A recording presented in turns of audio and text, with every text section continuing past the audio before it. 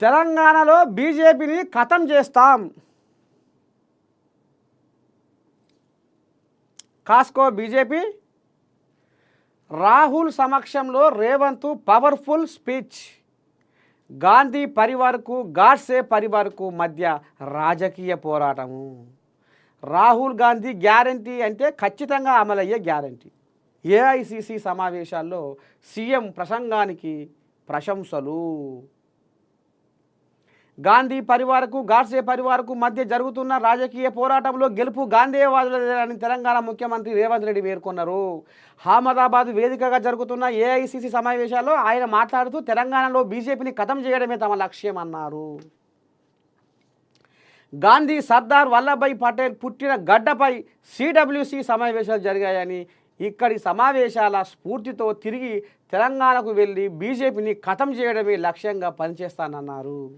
అమ్మో, పెద్ద పెట్టు మీదే ఉంది వ్యవహారం. మోదీ గ్యారంటీలతో దేశ ప్రజలను బీజేపీ మోసం చేస్తుందని విమర్శించారు.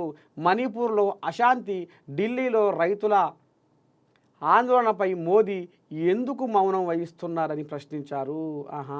మణిపూర్ పంచాది, ఢిల్లీలో రైతుల ఆందోళన.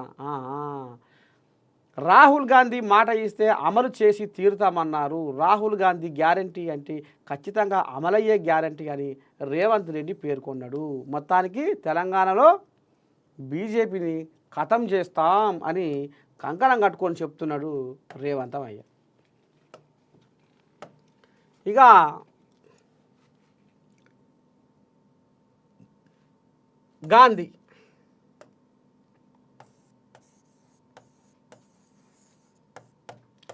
గాంధీ పటేల్, వల్లభాయ్ పటేల్.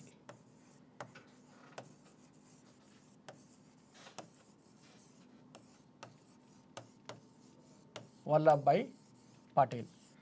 ఇక వీళ్ళు నడయాడిన నేల మీద మేధో మదనం జరిపిస్తున్నారు కాంగ్రెస్ వాళ్ళు. ఏందది? ఏఐసిసి సమావేశము అంటే ఇలా ఇక పెద్ద పెద్ద తోపులే ఉంటారు అన్నట్టు. ఇక్కడ సోనియా గాంధీ, రాహుల్ గాంధీ, ఖర్గే, ఇంకా పెద్ద పెద్ద కేంద్రం కోల్యాగలు, ఇక్కడ రాష్ట్రాల ముఖ్యమంత్రులు, చిన్న ముఖ్యమంత్రులు, మంత్రులు, పిసిసి పెబ్బలు, ఇక ఈ రకంగా గుమ్మా జక్కాయ గుంపు కట్టుకొని మనం ఎట్లా చేయాలి, ఏం చేయాలి, ఏ రకంగా బీజేపీని అదిమి పట్టాలి, బీజేపీ గురువైన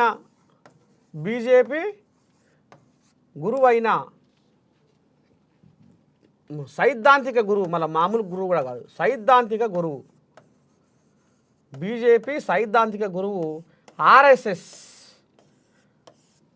ఆర్ఎస్ఎస్ ఈ విధానాలను మనం ఎట్లా అడ్డుకోవాలి, ఏం చేయాలి, రాబోయే రోజుల్లో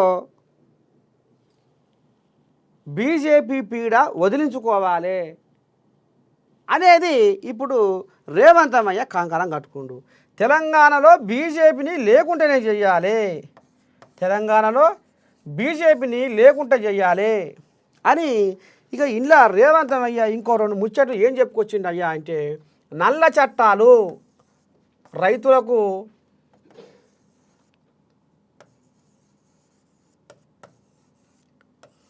ఈ నల్ల చట్టాలు తీసుకొచ్చి రైతుల ఉసురు పంచుకున్నారు. రైతులని రోడ్ల మీద వాళ్ళు బుగ్గికి ఎడవాసి దోమల ఈగల సంసారంలో వాళ్ళు మునిగి తేలిర్రు. నల్ల చట్టాలతోటి రైతులను ఏడి కాడికి పీల్చి పిప్పి చేసిర్రు.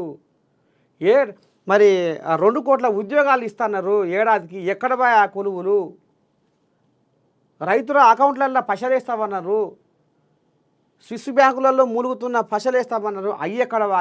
ఈ రకంగా వాళ్ళ తప్పులను ఏంచిపోసుకుంటా రాబోయే రోజుల్లో బీజేపీకి తెలంగాణలో మనుగడ లేకుండా చేస్తాం అనేది ఇక బిర్రుగా కంకణం కట్టుకుంటూ మొత్తానికి బీజేపీని ఎట్లనైనా చేసి తెలంగాణ నుంచి వదిలించుకోవాలనే ఒక కంకణం కట్టుకున్నాడు. మరి రేపు ఏమవుతుంది, ఏంది, ఏం కథ అనేది మాత్రము చూద్దాం మునుముందు.